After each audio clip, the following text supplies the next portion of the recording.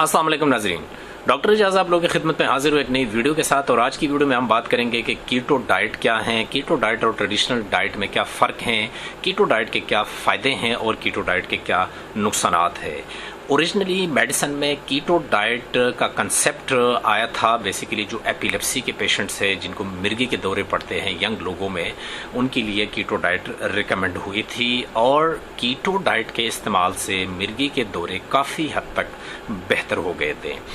Keto diet और traditional diet में क्या फ़र्क है? हम डेली जो खुराक हम खाते हैं उसके मेनली 3 हिस्से होते हैं।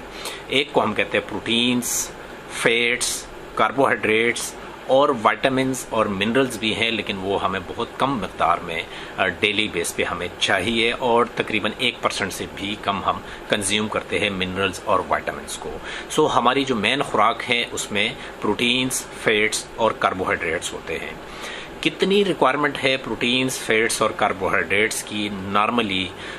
United states department of agriculture की रिकमेंडेशंस है कि प्रोटीन्स हमें डेली बेस पे जो हमारे लिए रिकमेंडेड है वो है 7 to 15%।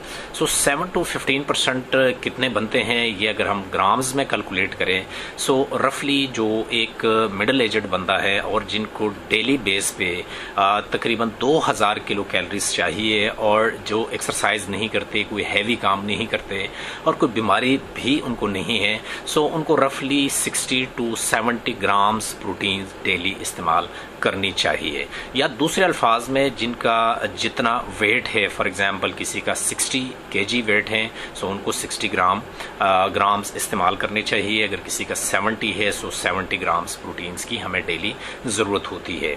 दूसरे नंबर पे फैट्स हैं। फैट्स की जो रिक्वायरमेंट है हमारी डेली वो है 10 to 30%।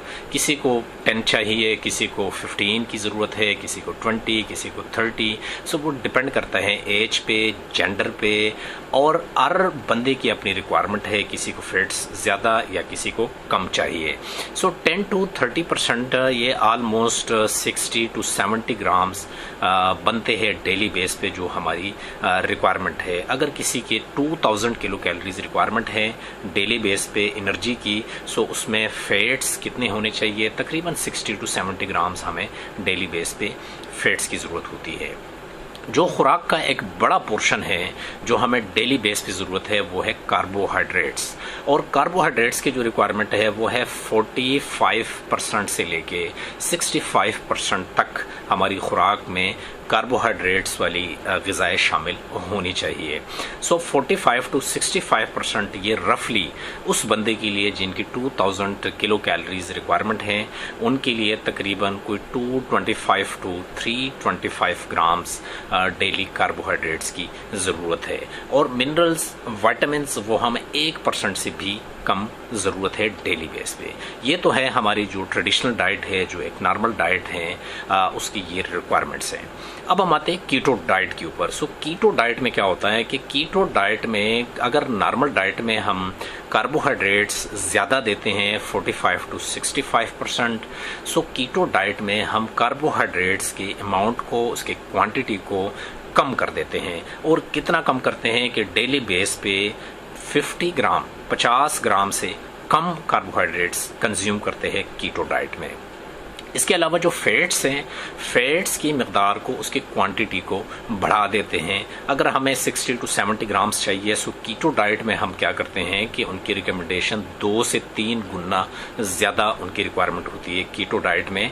गो कि रफली अगर मैं आप लोगों को बता दूं 165 grams per day keto diet में इस्तेमाल करने चाहिए। और प्रोटीन्स की जितनी रिक्वायरमेंट है जो नॉर्मल डाइट में है वो कीटो डाइट में भी ऑलमोस्ट इतनी ही है। एक मॉडरेटली अमाउंट आप यूज़ कर सकते हैं प्रोटीन्स की।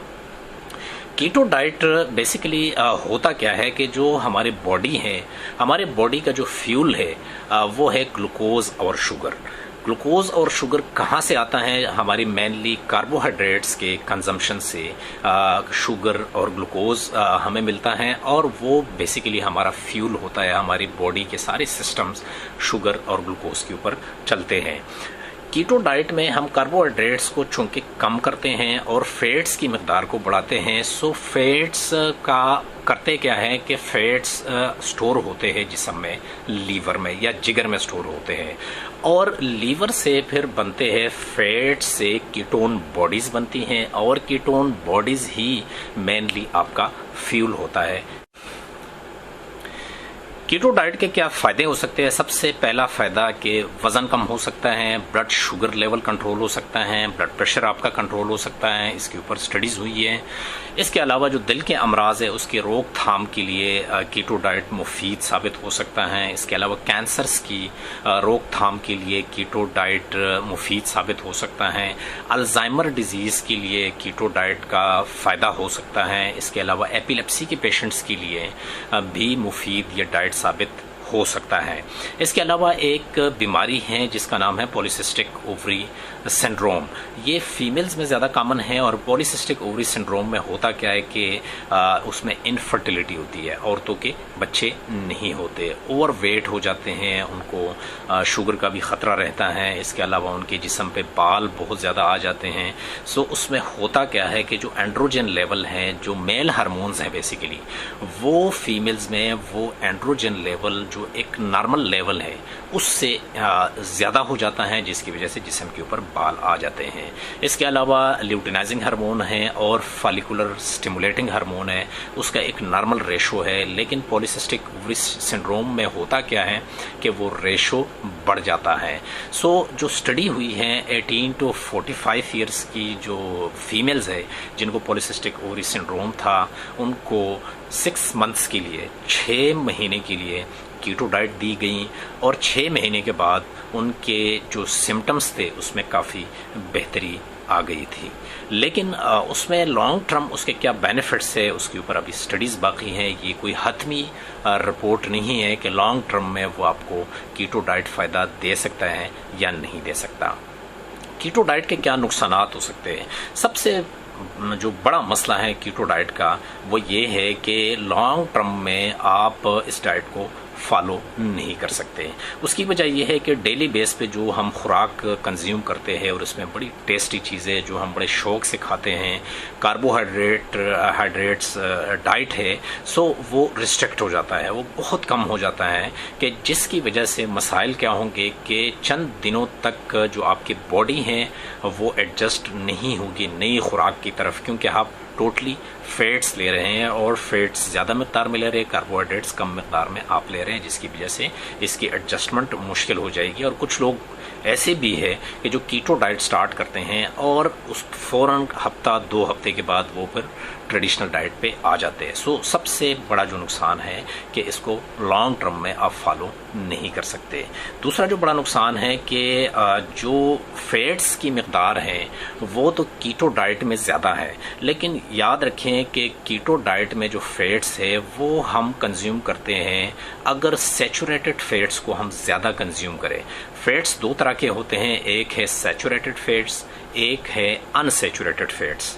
सो सैचुरेटेड फैट्स की रिकमेंडेशन सिर्फ और सिर्फ 7% तक है। सो 7% से ज़्यादा आप सैचुरेटेड फैट्स इस्तेमाल नहीं कर सकते। अनसैचुरेटेड फैट्स हम ज़्यादा यूज़ करेंगे। सैचुरेटेड फैट्स किन चीज़ों में ज़्यादा है? फ्राई चीज़ों में ज़्यादा है, मिल्क में है, मार्जरीन में है, बटर में है, चीज़ में है, इसके अलावा कोकोनट ऑयल में है, इसके अलावा मीट में सैचुरेटेड फैट्स है। सो इस लिस्ट में से 7% से ज़्यादा आप नहीं ले सकते। ज़्यादा डिपेंड आपका किस पे होगा? वो अनसैचुरेटेड फैट्स के ऊपर होगा। और अनसैचुरेटेड फैट्स ज़्यादा जो होते हैं वो होते हैं वालनट्स में, सीड्स में होते हैं, फिश ऑयल में अनसैचुरेटेड फैट्स ज़्यादा होते हैं, कैनोला ऑयल है उसमें ज़्यादा होते हैं। इसके अलावा जो सनफ्लावर ऑयल है उसमें ज़्यादा होता है, सोयाबीन में अनसैचुरेटेड फैट्स ज़्यादा होते हैं, और इसके अलावा जो रेड मीट है उसमें भी अनसैचुरेटेड फैट्स ज़्यादा होते हैं। सो कीटो डाइट में याद रखिए कि अनसैचुरेटेड फैट्स ज़्यादा कंज्यूम करने हैं और सैचुरेटेड फैट्स तकरीबन 7% से ज़्यादा कंज्यूम नहीं करने। सो अगर कीटो डाइट वाला बंदा 7% से ज़्यादा कंज्यूम करता है सैचुरेटेड फैट्स को, सो उसका मतलब क्या है कि जो कीटो डाइट के फ़ायदे हैं वो फ़ायदे नहीं होंगे, वो फिर नुकसानात होंगे। लाइक कैंसर्स हैं, सो कैंसर्स हो सकते हैं अगर सैचुरेटेड फैट्स आप ज़्यादा कंज्यूम करें। इसके अलावा जो दिल के अमराज हैं वो गो के रोकथाम के लिए कीटो डाइट ज़रूरी है, लेकिन अगर आप सैचुरेटेड फैट ज़्यादा यूज़ करते हैं सो आपका कोलेस्ट्रॉल लेवल भी बढ़ेगा और आपके दिल के अमराज का भी ख़तरा रहेगा। सो ये दूसरा नुकसान है। इसके बाद जो कीटो डाइट इस्तेमाल करते हैं उनको स्टार्ट में होता है कीटो फ्लू, हम उसे कहते हैं। और कीटो फ्लू वो बेसिकली अलामात है कि आपके जिस्म में थकावट सी होगी, इसके अलावा आपको एक डिजीनेस की फीलिंग्स होगी, इसके अलावा जो है ना आपकी नोज़िया, वोमिटिंग, मतली आना, उल्टी का आना और कब्ज़ का होना। सो ये कॉमन सिम्टम्स है जो स्टार्ट में हो सकते हैं। स्टार्ट के चंद दिनों में या स्टार्ट के चंद हफ्तों में ये अलामात हो सकती हैं और ये फिर खुद ब खुद आहिस्ता आहिस्ता ठीक हो जाते हैं, क्योंकि स्टार्ट में आप कम्प्लीटली एक और डाइट प्लान पे चल रहे हैं और फैटी डाइट आप यूज़ कर रहे हैं। सो आप यूज़ टू नहीं होते, जिसकी वजह से ये सिम्टम्स होते हैं। सो कीटो डाइट, मेरा अपना पर्सनल ओपिनियन ये है कि हमें वो डाइट यूज़ करना चाहिए कि जो हम लॉन्ग टर्म तक हमें बेनिफिट दे सकता हो और हम लॉन्ग टर्म तक उसको फॉलो भी कर सकते हो। सो नाज़रीन, उम्मीद है आज की वीडियो आप लोगों को पसंद आई होगी। अगली वीडियो तक अपने भाई को इजाज़त दीजिए। अल्लाह हाफिज़।